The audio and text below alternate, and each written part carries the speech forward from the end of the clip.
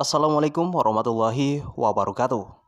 Sobat setia Misteri Dua Kehidupan. Berjumpa lagi bersama saya Wahyu MDK.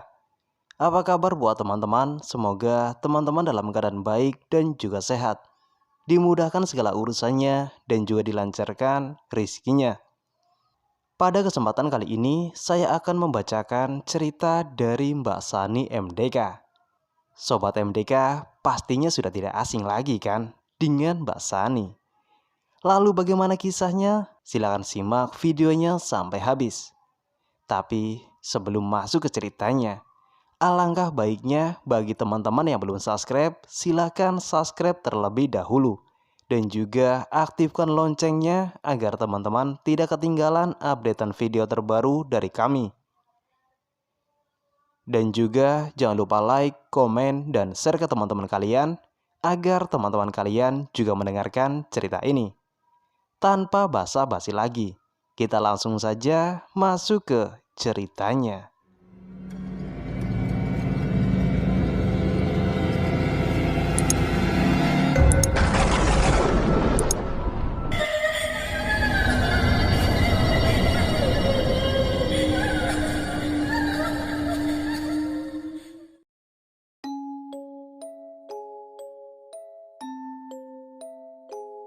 Fitri, dia adalah gadis lulusan SMK tahun 2010 dengan nilai terbaik di sekolahannya.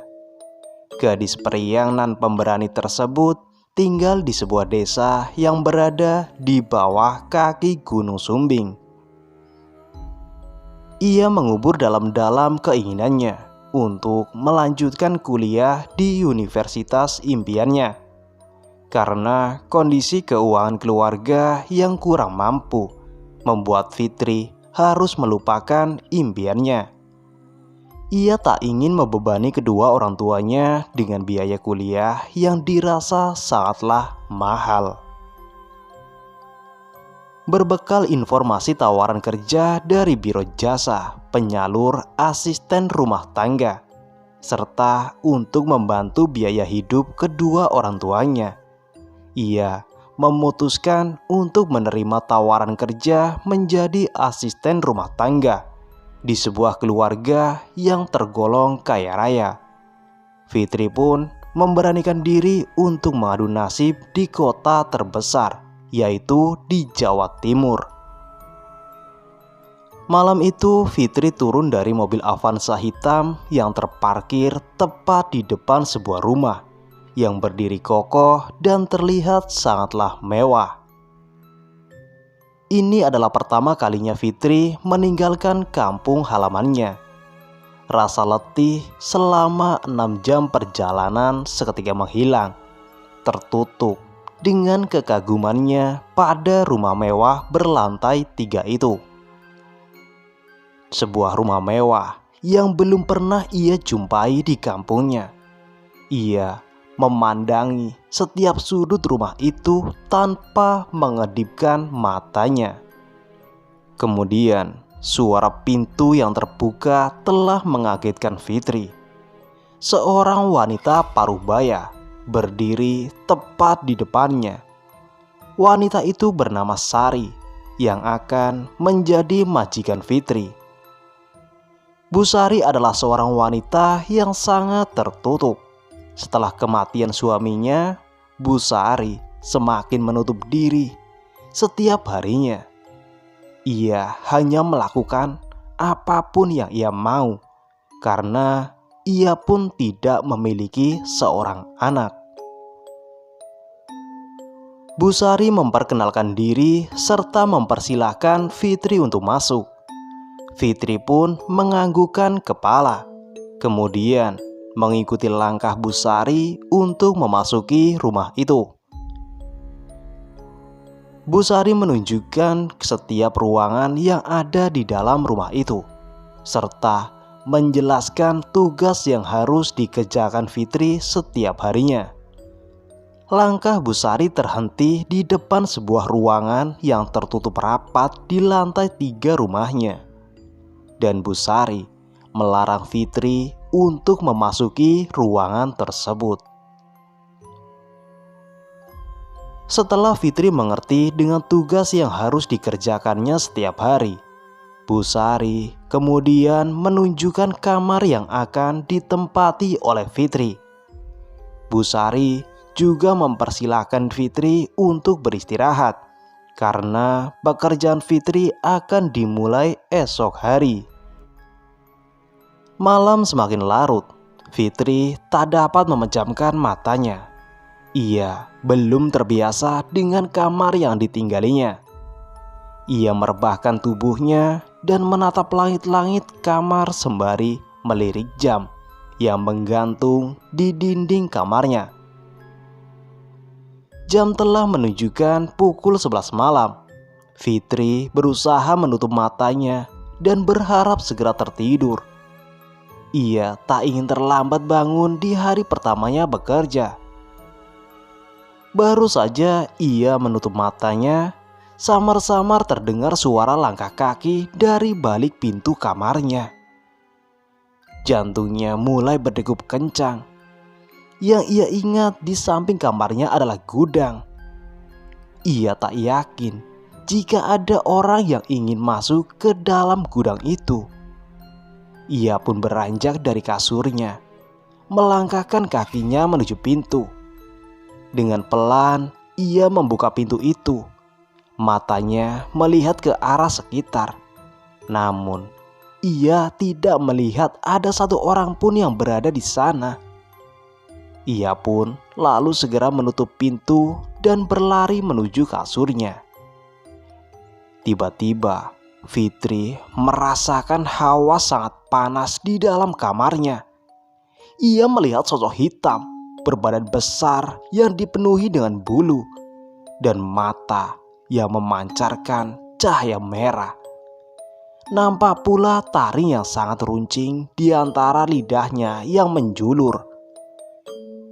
Meski Fitri seringkali melihat makhluk halus di sekitar rumahnya, tapi kali ini Fitri merasa sangat ketakutan. Ia yang dikenal gadis pemberani tak mampu melawan rasa takutnya. Makhluk yang ia lihat sangatlah menyeramkan. Fitri menutup matanya sembari melantunkan ayat-ayat Al-Quran. Ia tak ingin menatap lagi makhluk yang berdiri di sudut kamarnya itu. Hingga hawa panas yang dirasakan semakin lama semakin menghilang. Ia pun membuka matanya kembali. Ia melihat sekeliling kamar itu dengan sorot mata yang tajam. Lalu, ia pun bernafas lega ketika makhluk itu telah pergi dari kamarnya. Fitri menarik selimutnya. Ia bersembunyi di balik selimut dan terus berdoa hingga terlelap. Keesokan harinya, Fitri bangun lebih awal.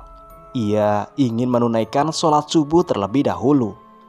Sebelum mengerjakan tugasnya, ia berjalan menuju kamar mandi, ingin mengguyur badannya yang terasa lelah dan mata yang sedikit memerah, agar badannya terasa lebih segar, karena malam itu Fitri tak dapat tidur dengan nyenyak. Setelah ia menunaikan sholat subuh, ia bergegas mengerjakan tugas pertamanya, membersihkan setiap ruangan di rumah itu, hingga sampailah ia di lantai 3. Matanya tertuju pada sebuah pintu yang tertutup rapat. Ia pun mengingat bahwa Bu Sari telah melarangnya untuk memasuki ruangan tersebut. Namun, rasa penasaran yang bersarang di otaknya membuat ia ingin melihat isi ruangan itu. Ia mencoba menyentuh gagang pintu dan mendorongnya, tapi ia tak berhasil membukanya. Pintu itu terkunci rapat. Ia pun membalikkan badan dan akan melanjutkan tugasnya lagi. Tugas membersihkan rumah telah selesai. Bu Sari meminta Fitri untuk belanja kebutuhan dapur. Bu Sari telah meminta Pak Anwar, sopir pribadi Bu Sari, untuk mengantarkan Fitri. Di perjalanan, Fitri dan Pak Anwar hanya berdiam diri. Hingga akhirnya Fitri memecah kesunyian dengan beberapa pertanyaan yang dilontarkannya. Pak Anwar sudah lama kerja di rumah Bu Sari. Alhamdulillah Mbak, sudah 1 tahun, jawab Pak Anwar dengan tersenyum. Bapak melihat ada yang aneh di rumah Bu Sari? Tanya Fitri lagi. Tidak ada yang aneh Mbak. Mbak Fitri fokus kerja aja, tidak perlu berpikir macam-macam, jawab Pak Anwar tanpa ekspresi. Fitri pun tak ingin meneruskan pembicaraannya lagi. Ia hanya terdiam dan menatap jalan raya. Dan sampailah mereka di tempat tujuan. Fitri turun dari mobil itu dan berjalan masuk ke dalam pasar, sedangkan Pak Anwar hanya menunggu di mobil. Fitri melangkah pelan sembari melihat catatan belanja yang telah ditulis oleh Bu Sari. Tak sengaja ia melihat beberapa orang sedang berkerumun. Lalu ia berjalan mendekat, ingin tahu apa yang sedang terjadi. Fitri semakin mendekat. Ia mendengar bahwa ada salah satu warga kampung yang meninggal secara tidak wajar. Seketika jantungnya berdegup sangat kencang dan perasaannya berubah menjadi tak menentu. Ada rasa takut yang menyelimuti pikirannya. Namun ia masih penasaran dengan cerita kematian tidak wajar itu. Ia pun kembali mendengarkan cerita dari salah seorang warga yang mengetahui kejadiannya. Warga yang mengetahui kejadiannya pun mulai menceritakan bagaimana orang itu meninggal tanpa sebab. Ia meninggal dengan wajah yang pucat dan tubuh yang terlihat membiru. Dari diagnosa dokter, tidak ada penyakit yang membuat orang itu meninggal. 10 menit berlalu, rasa penasaran telah bersemayam di otaknya. Namun, ia berusaha membuang rasa penasaran itu. Ia mulai teringat akan tugas belanjanya. Dan ia pun segera menyelesaikan belanjanya dan ingin segera pulang.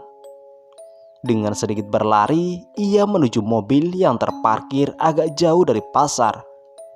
Pak Anwar yang melihat Fitri pun segera keluar dari mobil dan membantu membawa belanjaan Fitri. Lantas, Pak Anwar segera memacu mobilnya kembali ke rumah Bu Sari. Di dalam perjalanan, Fitri hanya terdiam. Wajahnya yang pucat dan terlihat gugup mengundang perhatian Pak Anwar. Dan Pak Anwar pun menanyakan apa yang telah dialami Fitri. Fitri terdiam beberapa saat, hingga akhirnya ia memberanikan diri untuk menceritakan apa yang telah didengarnya selama di dalam pasar tersebut. Pak Anwar sedikit gugup mendengar cerita itu dan memacu mobilnya secepat mungkin. Fitri merasa aneh melihat gelagat Pak Anwar. Namun ia tak ingin mengatakannya. Ia merasa Pak Anwar menyembunyikan sesuatu darinya. Hingga sampai di rumah Bu Sari, tak ada kata yang terucap dari mulut mereka. Dengan langkah sedikit berlari, Fitri masuk ke dalam rumah Bu Sari. Ia segera menyelesaikan tugas-tugasnya. Badannya terasa lelah, pikirannya kacau dan hatinya pun tak tenang. Singkat cerita, matahari mulai terbenam. Fitri telah menyelesaikan tugasnya. Ia segera menuju kamarnya, membersihkan dirinya, dan segera beranjak tidur. Hari-hari dilaluinya dengan rasa penasaran dengan kamar di lantai 3 itu. Ruangan itu terasa sangat misterius baginya. Apalagi ia sering melihat penampakan sosok hitam besar yang ia tahu makhluk itu adalah Mas Wowo. Genderuwo itu loh. Belum lagi ia mendengar di luaran bahwa sering terjadi kematian yang tak wajar. Seringkali juga warga bercerita dan melihat penampakan seekor kera yang berada di balkon lantai 3 rumah Bu Sari. Ia pun mendengar rumor bahwa orang yang telah melihat penampakan siluman kera itu akan meninggal. Hingga suatu hari, rasa penasarannya tak dapat terbendung lagi. Ia mengawasi kamar misterius itu hingga tengah malam. Tanpa sengaja, ia melihat Pak Anwar masuk ke dalam kamar itu. Ia berusaha mengintai apa yang dilakukan Pak Anwar di dalam kamar itu. Ia mengintip dari pintu yang sedikit terbuka. Fitri mencoba mendorong pintu itu dengan pelan agar sedikit lebih terbuka. Di sana, Fitri terbelalak melihat serangkaian sesajen yang tertata rapi. Dan yang membuat Fitri terkejut, ia melihat sosok hitam besar yang berbulu dengan mata merah, gigi runcing di antara lidah yang menjulur. Makhluk yang sama yang ia lihat di kamarnya. Makhluk itu lalu berubah wujud menjadi siluman kera yang bermata merah dan menyeramkan. Jantung Fitri berdegup sangat kencang. Tangannya meraih gagang pintu untuk menahan beban tubuhnya yang terasa lemas. Ia mencoba menutup kembali pintu itu dan segera pergi dari kamar tersebut. Namun, apa yang ia lakukan telah menimbulkan suara dan mengejutkan Pak Anwar. Pak Anwar segera berlari menuju pintu, menangkap tubuh Fitri yang mulai tak berdaya. Pak Anwar menyeret tubuh Fitri masuk ke dalam kamar itu. Fitri lalu menangis histeris. Siluman kera itu menatapnya dengan tajam. Matanya yang merah membara, seolah marah dengan kehadiran Fitri. Gigi runcingnya pun siap menerkam Fitri saat itu juga. Malam itu adalah malam di mana siluman kera itu membutuhkan tumbal. Namun Pak Anwar belum mempersiapkan tumbal untuk siluman kera itu. Dan dengan kehadiran Fitri, Pak Anwar tak memikirkan untuk mencari tumbal lagi. Fitrilah yang akan dijadikan tumbalnya. Fitri berusaha sekuat tenaga untuk melepas genggaman tangan Pak Anwar. Namun terasa sulit baginya, hingga ia nekat menggigit tangan Pak Anwar. Setelah genggaman Pak Anwar terlepas, Fitri berlari sekuat tenaga keluar dari kamar itu. Ia pun melihat kunci yang masih menyangkut di luar pintu. Lalu ia segera mengunci pintu itu. Ia tak ingin Pak Anwar menangkapnya lagi. Pak Anwar berteriak dengan amarah yang meluap-luap, meminta Fitri untuk membuka pintu kamar itu. Namun Fitri tak menghiraukannya. Ia segera berlari keluar dari rumah itu. Dengan berderai air mata serta tubuh yang tertatih, ia berlari menuju perkampungan warga yang tak jauh dari komplek tersebut. Beberapa warga yang sedang ronda pun menolongnya dan membawa ke rumah salah satu warga.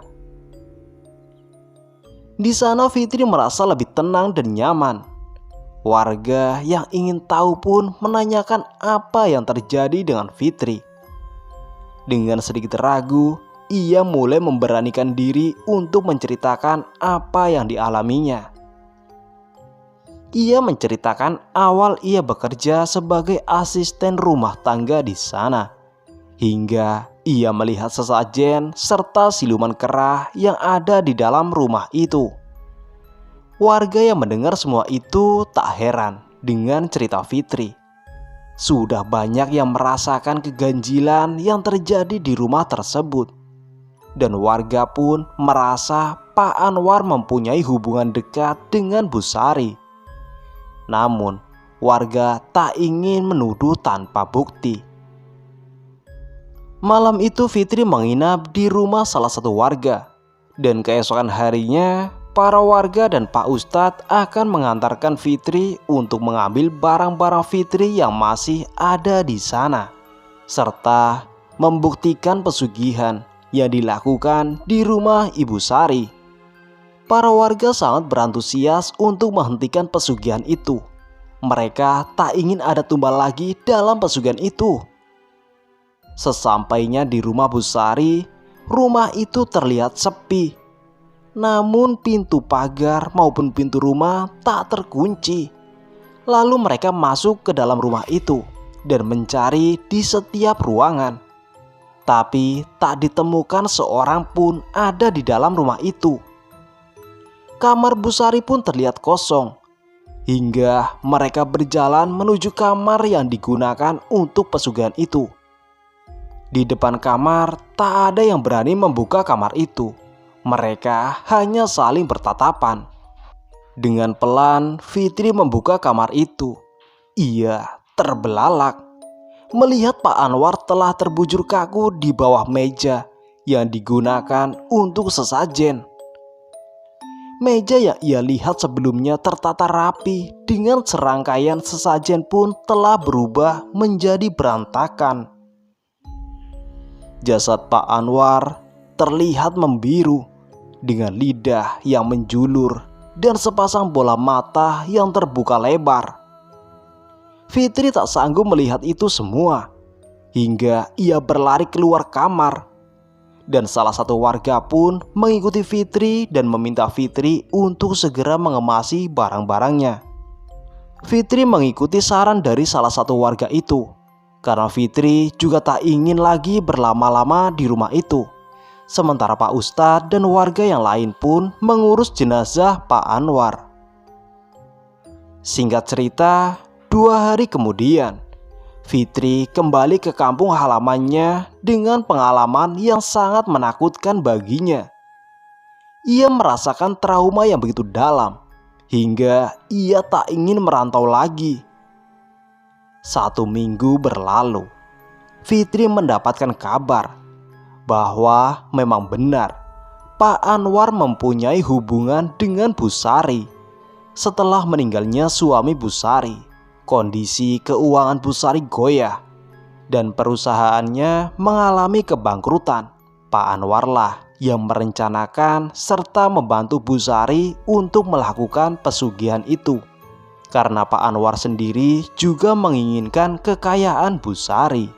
Seiring waktu berlalu, tak ada yang tahu di mana keberadaan Bu Sari. Dan dari rumah itu tetap dibiarkan kosong. Meski kadang terlihat penampakan makhluk besar dan berbulu di sekitaran rumah itu. Dan cerita pun selesai. Oke teman-teman, itu adalah cerita yang ditulis oleh Mbak Sani MDK. Dan bagi teman-teman yang penasaran dengan cerita Mbak Sani lainnya, silakan pantengin terus channel ini. Dan mohon maaf bila ada kata-kata yang kurang berkenan dan cara ngomongnya juga kurang pas. Saya pamit undur diri, sampai jumpa di video berikutnya. Wassalamualaikum warahmatullahi wabarakatuh.